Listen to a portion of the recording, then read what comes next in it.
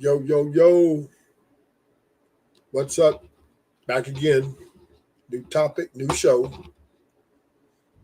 Women don't need to submit to a man to have a successful relationship or marriage. This is a myth. All a woman has to do is respect her man, and that's it. Submission, what does that really mean, right? Does that mean if he says do this, she says yes, or do that, she says no?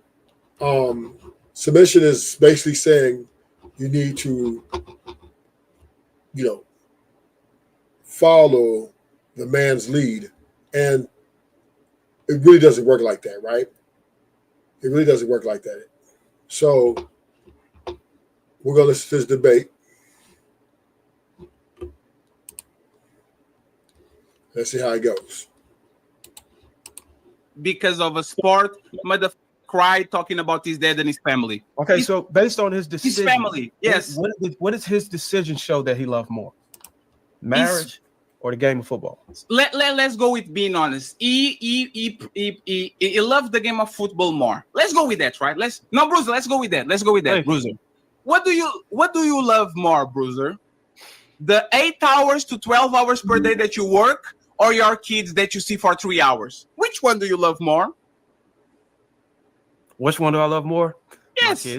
My kids. No, because the time that you actually spend on each one of them actually shows that you love more work. You saw how that false equivalency that you did just because you go to war, Bruiser, and you stay 6 months in Iraq getting a bunch of money and you don't stay for your woman, that doesn't mean you don't love her. You are doing your motherfucking job, you are doing your purpose, and she needs to motherfucking wait. Last week on Rage in the Cave. Ladies and gentlemen, let's get ready to rumble!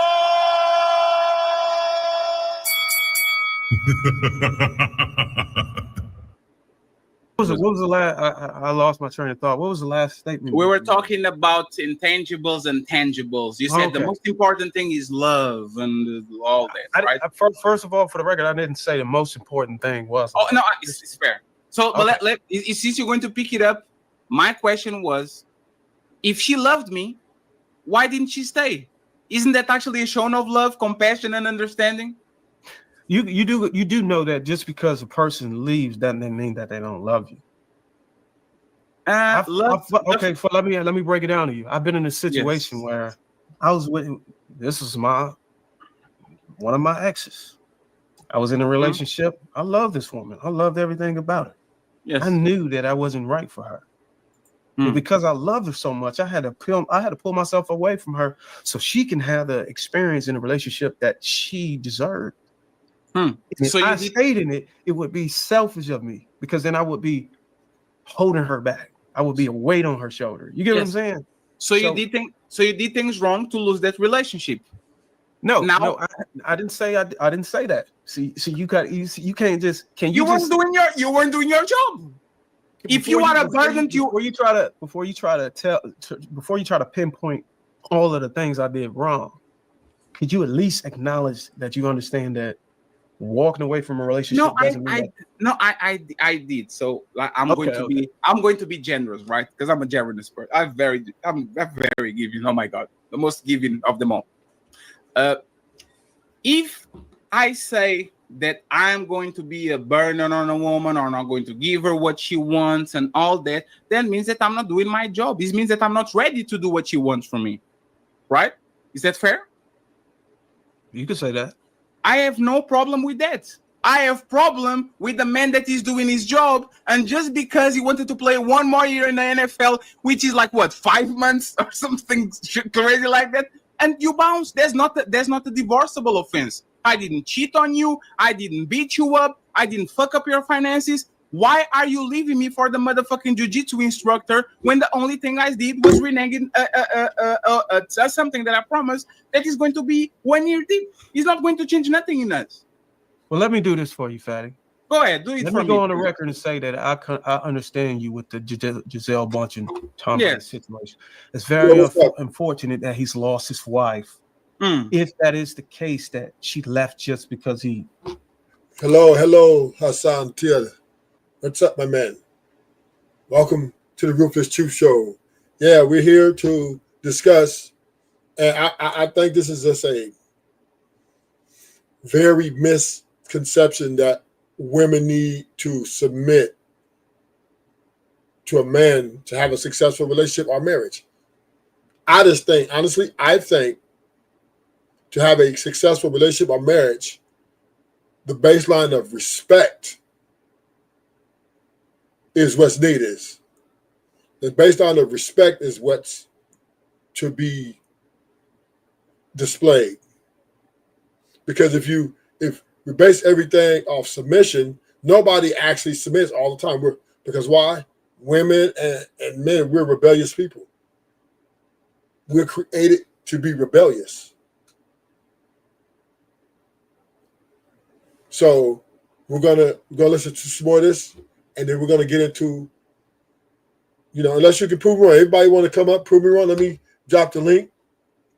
If anybody want to debate me on this subject, I don't think nobody can win. But people think,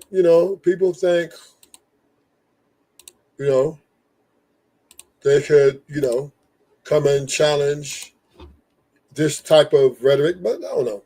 Let's see. Let me drop it in the. They dropped the link.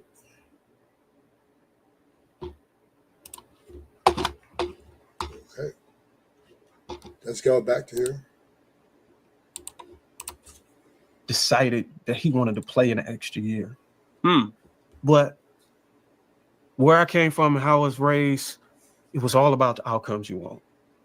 It's not about how you feel. It's all about the outcomes you want. If you know that if the outcomes you want is marriage, then you would do everything in your power to make sure your decisions are aligned with staying in marriage. But if you know that the outcomes are okay, I'll get a divorce, then there's a value thing you got to weigh. Okay, look, I can play another year, but I might lose my wife. Which one is more important? I decided. Go put on the jersey. I decided. I'm the leader. I decided. You are going against what you teach. Follow your purpose. Follow the bag, and she's going to follow you. And if you're doing your job, she's going to understand. I decided. If my woman decides when our marriage ends, if I lose my kids, if I lose my shit, she's the leader. Because she's being rewarded, and she gets away with the motherfucking jiu-jitsu instructor, and I'm here holding the motherfucking ball because I wanted to play one more year. I'm 45 years old. I have 30 years to live. What the fuck does 1 year means in this grand plan of shit? She wanted to leave. She left because she wanted to leave, and that's love. The person in front of me does something that I don't want, and I stay. The person in front of me denies me sex for a week, and I am understanding and says, you know what? I want it really bad, but I understand the circumstances. I'm going to leave it alone. That's what love is. I just want to see how smart you are, Fatty. Let me ask you I'm very smart. I'm the smartest of them all. Let me ask you a very obvious question. Yes. And we can, after this, we can kind of move on from the Tom Brady situation. Yes. We beat it too hard. Pause. That's what she said. Let's say, okay, answer this question straightforward if you can. If you need to put more context, whatever, do it. Let's go. What did Tom Brady love more? His family. Marriage or the game of football? His family. Never saw Tom Brady cry because of a sport. Motherfucker cried talking about his dad and his family. Okay, so based on his decision. His family, yes. What does his decision show that he loved more? Marriage or the game of football? Let's go with being honest. He loved the game of football more. Let's go with that, right? Bruiser, let's go with that. Let's go with that, Bruiser. What do you love more, Bruiser? The 8 hours to 12 hours per day that you work, or your kids that you see for 3 hours? Which one do you love more? Which one do I love more? Yes. My kids. No, because the time that you actually spend on each one of them actually shows that you love more work. You saw how that false equivalency that you did this there is just because you go to war, Bruiser, and you stay 6 months in motherfucking Iraq getting a bunch of money and you don't stay for your woman, that doesn't mean you don't love her. You are doing your motherfucking job, you are doing your purpose, and she needs to motherfucking wait. That doesn't show you don't love her. You can spend Shows it, that you are spend it putting in your whatever way you want it, bro. At the end of the day, if it's 5 minutes with my kids versus 8 hours of work, I'm gonna choose 5 minutes with my kids. But that's the point. Tom Brady he didn't win to Mars. Tom Brady decided to play one more season. Do you think he's not going back home? Do you think he's not having lunch with this thing? Like, the NFL season is so motherfucking short. You blink and you're already on the Super Bowl. What the hell did she lose? What the hell did the kids lose for him playing one more year? Well, I'm not in position to be able to give you the details on what she lost, because the things she valued could be things that I don't see from the outside. You get what I'm saying? There's things that goes on. There's things that goes into my relationship that you looking on from the outside wouldn't be able to understand. You get what I'm saying? But that's fair. Like, this is totally fair. But this, I am talking about power dynamics, right? I like what I've been trying to sell to these people, and I trying so the manosphere can actually wake up for the reality of things, that women have the power. They do, respectfully. You can't even tell a woman how to dress anymore. It's over because she has the power to say no. What are you going to do? Put my hands? When have you ever been able to tell a woman how to dress? Wait. I'm just giving you humor to get more context. I got you. Let me tell you this, right? When we had extended family, right? When she was not just embarrassing me, and she was embarrassing my mom, our granny, our auntie for dressing like a slut outside. When we had religion that suppressed that shit, so women don't dress that way. When I could slap the shit out of you, even though I don't do it and I don't condone that shit. Men had that power before. Men had a bunch of suppressions that said, hey, you are not going to do this because this is a dishonor to our family, so you stop. And you know what women used to do? They would stop. Now, there's nothing you can do. There's not extended family. There's no religion. There's no physical punishment. There's no nothing. So if their answer to go change their dress is, no, I won't do it, there's nothing you can do. You can call mommy, you can call auntie, you can call the cops, you can call nothing. There's nothing you can do. Who has the power? Well, you haven't given me anything different from today versus whenever you said it was. I would argue that nothing has changed. If we're talking, let's say we're talking about the person that you're in a relationship with. Yes, let's go with that. If you find out if you don't want her wearing a certain dress or certain attire, it's no different. The things that you would do to get her to not wear it is no different than what you did in the past. So what would you do? Since there's no difference, remember play-by-play where you were kind of do a play-by-play. Hey, Bruzina, change that dress. I don't like it. Now what? What's going to happen? No, actually, it's the opposite. I'm going to be the girl again. Tell me to change the dress, please. Okay, this is the past. This is the past, you said. Let's go with the past, and then let's go with the future. Yes, let's go with the past and with the present. Yes. The outfit you got on is unacceptable, and I don't appreciate you dressing like that. I don't even know why you had that in your wardrobe. Go take it off and change. This is the past. So how do you respond? I'm looking to ChatGPT. I'm sorry, guys. You looking for ChatGPT to figure out? Yes. I'm looking for ChatGPT. What did men do to get? No. This is what happened. Fetisha, change your dress. No, I won't. Okay, I'll change my dress now. This is what happened, right? This is what happened. I don't condone domestic violence. I'm not in favor of it. You don't put your hands on a woman even with a flower. But you ask me what used to happen, and I'll tell you what used to happen. I will give you an instruction, not me, a monster in the past. It will give this woman instructions. The woman would kind of either comply or consequences might happen. And now let's do it on the future, okay? And once again, Hold on, we wait, on the before Team we Petty show. go to the future. Uh, Before we go to the future, can you say sorry? I would like to disagree with that, just for Why- the record. So we don't. Why did you put your hands on me? I would like to disagree that. The Why did you man- put your hands on me, Bruiser? Okay, let's try to be serious, bro. I would Okay, this is a serious- I think this is a very serious matter, bro. But it was you. You put your hands on me. You asked me for the dress. I said no, and you did it. That's Like your I said fault. before, I disagree that is what I never even saw anything like that happen. I never did it too. Flora did, not me. Go I ahead. didn't you say got I didn't say whether I did it or not. I'm just saying growing up as a child, I'd never seen. I heard that Jay Prince They change did their it. That's why clothes. I did it. But it's no joke. I heard that Jay Prince did it. You heard that that's how they used to do it, or you went and checked? No. GPT? I heard that Jay Prince did it to Flora. Oh my God! Allegedly. Allegedly. It's not me. I just don't heard want to comment on that because Okay, so now that we got that out of the way, go ahead and tell us what you need to tell us. Go ahead, you got this. Well, I mean, the reason why I wanted to get the facts behind that, and I think I'm in my right, according to the rules, we can get the moderators to check if domestic violence or punching a woman in the eye was the effective way to get her to change her attire, then I would yield. But until you're able to provide that fact and the moderators can sign off on it, and I disagree that that's how they. Okay. So let's ask one by one. Am I allowed to ask real quick? Sean, I don't know, Sean Antonio, was physical punishment a deterrent to make women do what they needed to do? Yes. Coach K, was physical punishment a deterrent that make women do what they needed to do? Yes. Okay. Whoa! Stop it. Okay, so what you did was you actually made it a broad thing instead of we was talking about a specific thing. We talking Ask about the question.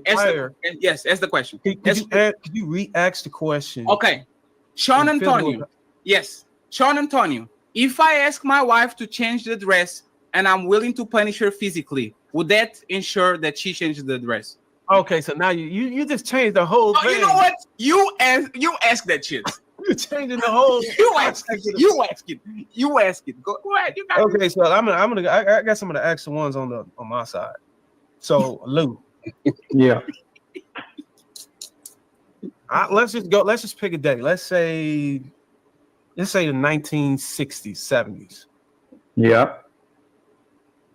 If a man wanted his woman to change her attire, yeah, is there any data or anything, or any articles or anything that proves that the effective way to get a woman in society, in American society, to change her attire by punching her in the eye?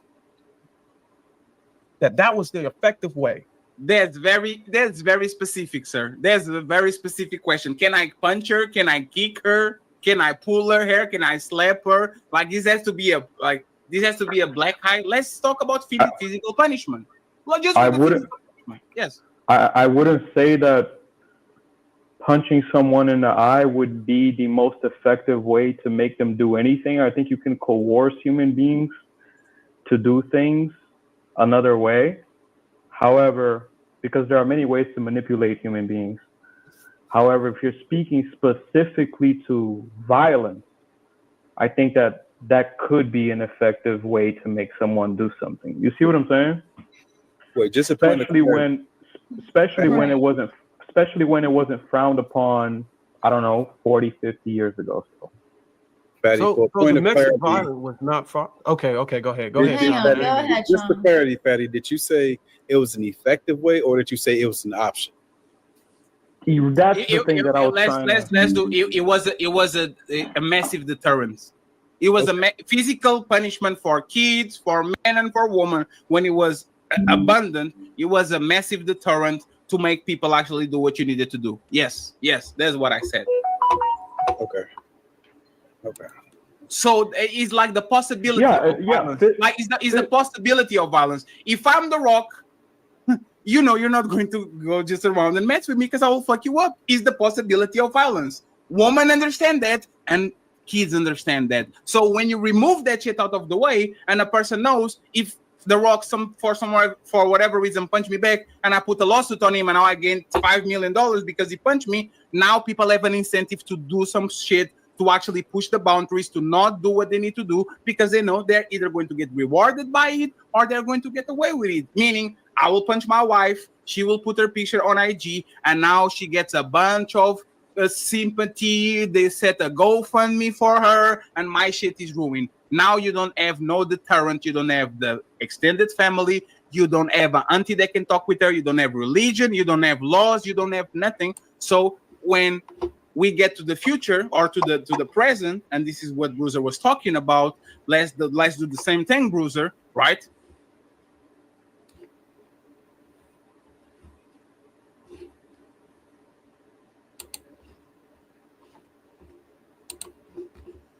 When we talk about submission or how the one to run one's house, it has to be a line of communication that is respectable with all parties involved. No one wants to feel disrespected. No one wants to feel lower than. Everybody wants to feel that they have value. Submitting is not, that's just a myth, right? It's all about teamwork. It's all about working together as a unit. And the respect is being the bottom line. The respect is the cohesiveness. The only way to have a successful relationship or marriage is to have a respectful bottom line.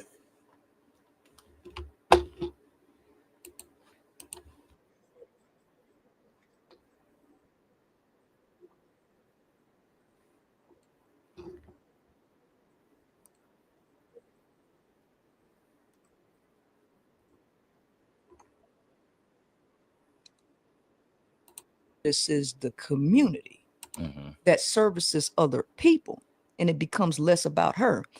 And the same goes for men. We could have a more functioning community that way. However, if the woman is in submission to a male, what ends up happening is the male becomes her deity, and she begins to service the ego needs of the male. So the male does not elevate the woman to be higher than himself. He uses her for all of the things that feed his ego, which ends up draining her, which is the reason why we have women complaining. They are being submissive to men. They're actually being over submissive to men. Yeah. Women are out there recklessly engaging in sex with the intention of being submissive to men. They are listening to men, going to all of these podcasts, and they're doing everything in their power to get male attention. This is them being submissive. If a man says we want them like this, that, and the other, the woman will do everything in her power to hop to that. Well, clearly submission for women is not working because the male's needs are ego driven. So he's not actually doing what the creator would have either one of them do, because they're both self-centered. So when you get two autonomous people, you'll know what an autonomous person is, because the advice that men give to other men should be given to every human on the planet. Men think that this advice is only for them. Don't focus on women. Focus on adding value, becoming value, and the women will be there. This is yeah, that's what we're told, right? Right. Focus on your bag and it'll just all show up, right? Men want women to believe that it doesn't work that way for them. Men want women to focus on men. Put your career down, put your need for money and security down, and focus on trying to be a wife to a man. That's what men tell, but that's not working. That's not the way that's supposed to go. Because the reality is that humans approach relationships based on sex, biological needs. You want to know the truth about sex? The fact of the matter is, women can get sex at any age, Correct. any time. Correct. Men know that. So they have to make women think that you only have the opportunity to get in a relationship with a man at a certain age. They don't want women to focus on sex. They want women to focus on relationships so that they can put a woman in a scarce time frame to force her to focus all of her attention on a man. But if we keep it where it really is, which is access to sex for both parties, men are the ones who have to work to earn the opportunity to have abundant sexual options. Females are born with abundant sexual options. The key is both sexes have to overcome the need to conquer each other based on sex, because a relationship, a true partnership, a harmonious relationship is a relationship of the mind. It is not a relationship of the genitals.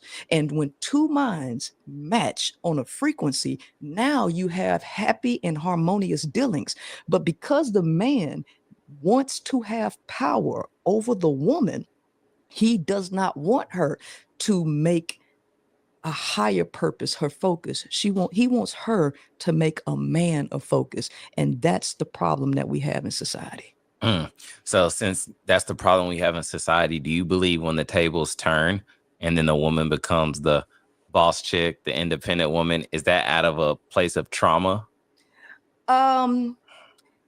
It depends. Or protection? It depends on which version of woman we're talking about, because there are women, it is a response to be uber independent in order to protect oneself.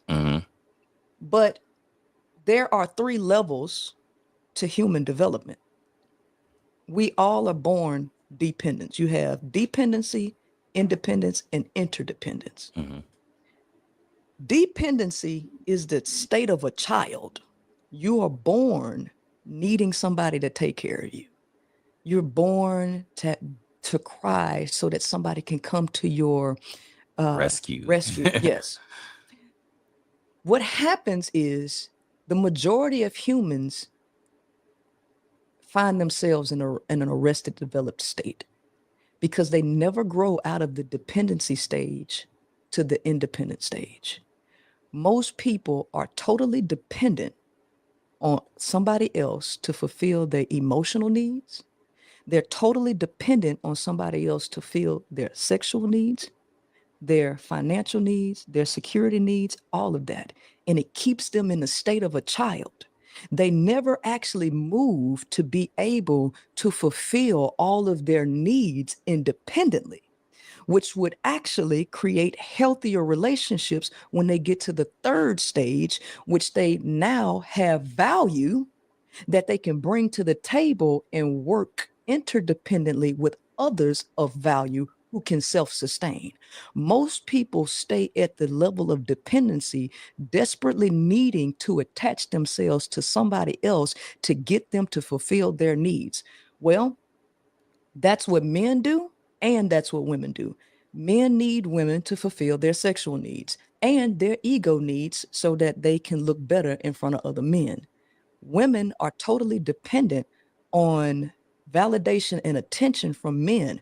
Women are totally gutted out internally with the need of love and care for themselves, and they are desperately looking for men to fill these empty voids, which keeps them from moving to a level of independence. So even if a woman has a job and a career, she's still codependent because she's deficient emotionally. She is deficient spiritually, and she is looking outside of herself for fulfillment. And in her mind, where she needs to look towards is a man, giving the man all of the power to conquer her, which keeps her unevolved mentally, emotionally, and spiritually. So all she ends up with is materialism. So for the woman who is chasing the man, she's like, I want a man. I want to come home to a man after work. Does that make her vulnerable to these things? Yes. So how does she protect herself from that vulnerability? The only way that she could protect herself is being fully independent. A lot of women are too afraid to not have a man. Mm-hmm. They think that their value is predicated on a man wanting them. Mm-hmm. And this is why men feel very empowered when you hear them on different podcasts Mm-hmm. telling women, that's why no man wants you. Right. You're going to die alone. Winter is coming. Men know how much low self-esteem women have. Men know that women are desperate for their validation and their attention. Mm-hmm. And it actually makes them feel even more empowered. So it does not matter how much a woman says she's leveled up. If she needs a man for validation, she is lost and she will atrophy from the inside out. Got you. What would you say about this? You've been on a lot of podcasts, Yeah. right? Yes. You've been on podcasts that have been, very viral. You know what I'm saying? I heard this before when they were saying that a woman is like in her prime at a certain age up until it's probably like some Kevin Samuels stuff, right? Like until her like right before her late 20s versus a man is in his prime around like 30-ish, 35, I think what they said, right? Yes. What would your take be on that for women who are like, dang, I went to college or whatever. I have fun. I didn't want to be in a serious relationship. And now I missed my window. I'm not a first round draft pick. And now these men, they've, seasoned, their jobs have turned over. They're making money now. Now they're in their prime, but it seems like they've already got their woman. Does that put me at a disadvantage now that makes me have to be like just chasing what I feel like I missed? FOMO. Well, if you feel like your life is predicated on having a man's validation, right? Because you're really not missing out on anything, especially if you learn the nature and the psychology of a man. First and foremost, women have to understand that men approach things from the foundation of sex, their biology. And women are not going to change the fact that men biologically want youth and beauty. The aspect of youth is critical because it's predicated on reproduction. This is a biological wiring that a woman is not going to change. She needs to understand that men are not approaching them from the mind. They're approaching them from the body. And you can't force a man to operate from the mind space. He's going to operate from the body space. Now, this is where women go wrong and destroy themselves, because the key to femininity is mind over matter. The mental realm is the feminine realm, which is the reason why women are more delusional than males, because males are very physical in every aspect of the conversation. Women are very mental, and there is a reason for that. And this reason has everything to do with spiritual principles and not necessarily biology. Women are trying to approach relationships from a quote unquote mind space, or trying to force men to see relationships from that space. So because of that, women feel like they're missing out because they can't get a man to accept them sexually at a higher age. This is where women have to have more independence, more self-confidence, more self-awareness, and be more in tune with her nature and self, as opposed to seeking validation from a man, because the validation that you're going to get is going to be based solely on his biology, period. And because of that, when a man gets wealth, it's hard for men to fight to be able to get access to those types of females that they want in abundance. When men either work on themselves a lot and make it, they want to reward themselves with what they've always desired. They don't want women who are outside of what they really desire physically, because those males are not operating mentally. They see no value in the intangible unless you're submissive and jump to his every whim. If you don't want to be that and you want an equal partner mentally, number one, you have to elevate yourself beyond that. But a woman can't elevate herself beyond that because she's too busy looking back, trying to figure out what a man is doing and who he wants to be with. So women end up stunting their own growth due to their level of desire and deficiencies within themselves. So the woman watching this right now, or the man watching this right now, what if they're like, well, dang, Princella, what do I got to do to find that harmonious relationship that works? Because it seems like if I start loving them, am I weak? You know what I'm saying? Am I doing it wrong?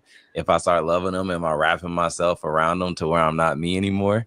Well, they will, as long as they feel like love is what you give up to accommodate somebody else. They'll definitely give themselves up. Here's the thing. You ever heard the saying that opposites attract? But you also heard like attracts like, right? When you get into, the law of attraction and stuff. So that creates a little bit of confusion. Which one is it? Right. What if I told you it was both? But the difference is what for? Yeah. Why? Yeah. Opposites do attract. But what reason do they attract? They attract because of curiosity, number one. They say curiosity killed the cat. And through the curiosity of the difference, what ends up happening is people actually go in to look for things that are very similar to them. They don't look for the differences. They look for the alikeness. They may be drawn by the perceived differences, but what they're looking for is likeness. And what happens is that people who are opposites, they end up attracting each other to try to conquer each other, to try to force the other one to be more like them. But why does like attract? Birds of a feather flock together. Right? Like attracts like to be in harmony. Well, here's the problem. Men and women are biologically different. You're opposites physically. And because of your physical differences in your reality, you all see the world in different ways. So when you attract each other, you're both trying to conquer each other and force the other one into your world. So a man wants to take a woman out of her world and bring her into his. She wants to take him out of his world and bring him into hers, which creates an endless fight between the two. What about the power exchange to when the women win, the man gets on his knee, proposes, marries, and then now he's trying to stay in the relationship as the faithful man, do what he does. He's married now, right? How do you see, because that's obviously people's relationships are different, but how do you see how that power exchange changes? Because now it's like the woman's completely in control, because then now if the man messes up, he's a weak man. Correct. So what I'll say in a way is that not all marriages actually end with the woman being in control. It's a perceived level of control, because sometimes a man will marry a woman as a power move to tip the power in his hands. Not all men who marry are in a vulnerable position. Some men marry and they are in an extremely favorable position, right? They may get a naive woman, right? And trap her, right? And knock her up with kids to where she can't go anywhere, right? And now she has to deal with whatever he brings, because she might not have. Can't leave him because that's the father of your kid. You know what I'm saying? Right. So every man that marries is not actually in a vulnerable position because it could be a power move because women just want validation. Women are the ones who go crazy over, oh, he married me. Most men actually don't care about marriage. They really don't want to trap themselves.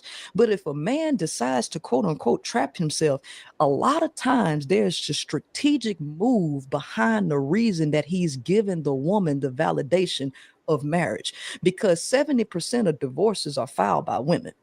That number increases to 90% when the woman is college educated.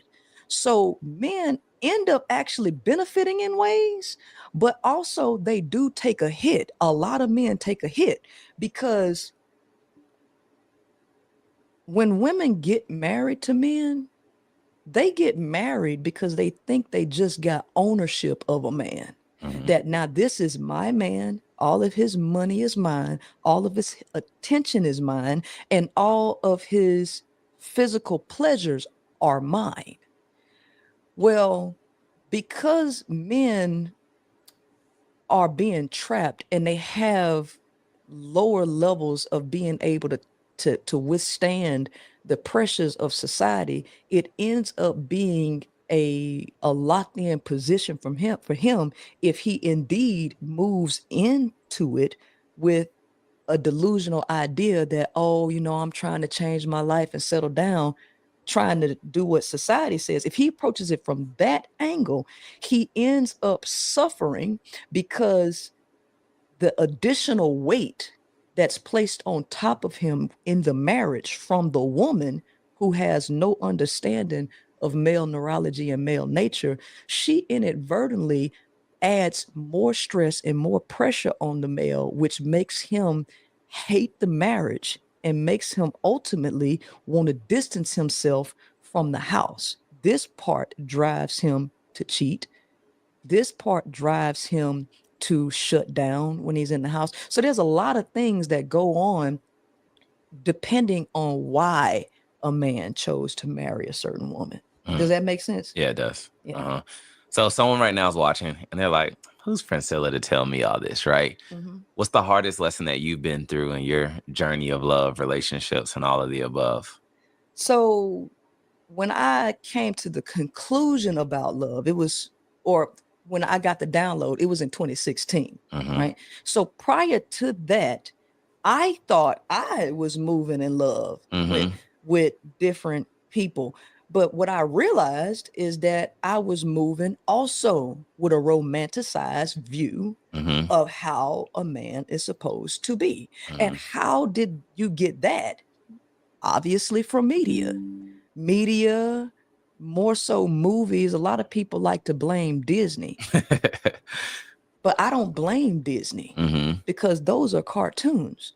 I blame movies. I blame radio. Because those songs and the images that you watch on reality shows or movies like Set It Off, right? You remember Blair Underwood and Stoney? That whole romanticized view of this banker, right? That has more of an impact than Princess and the Frog. Yeah. Like people want to blame Disney, but it's more so movies like that take real people, create real life scenarios, and make you believe that this is how men are coming to you. You listen to the music and you're not really listening to it, but the sound makes it sound like love songs. When you listen to the lyrics of these words, these are not love songs at all. But in passive listening and entertainment, feeling the music, it feel like a love song. And how they put the emotion when they singing, oh girl, stay with me. It sounds soulful and they make you feel it. But they actually saying some BS on top of the music, right? That makes you approach love and relationships from a certain angle. When I came to realize about love, irrespective of gender, I realized that these 5 components are critical for being in love. As I then began to proceed in life, still dealing in relationships and with people, it started to dawn on me that this was not the case, right? So at the hands of me believing in the possibility of love, I opened up the opportunity for males who understood ain't no love in these streets, right? Yeah. I told you I was a car salesman for 3.5 years, and what I tell you, they whole motto was, it's a new fool born every day. Yep. And then they come in there and try to buy a car and get their brains knocked off, right? Yep. Because they don't know nothing. Right. Well, this is how you walk in the world with all of these beautiful ideals. You open up the door for people who've been living a while and realize ain't no love in these streets. So I took some L's. Yeah. Yeah, I took some L's. You know, I've been in domestic violence situations and rape situations. I've had men take money from me, all because I thought something about men that was not true. Because if I didn't think that, I would have never opened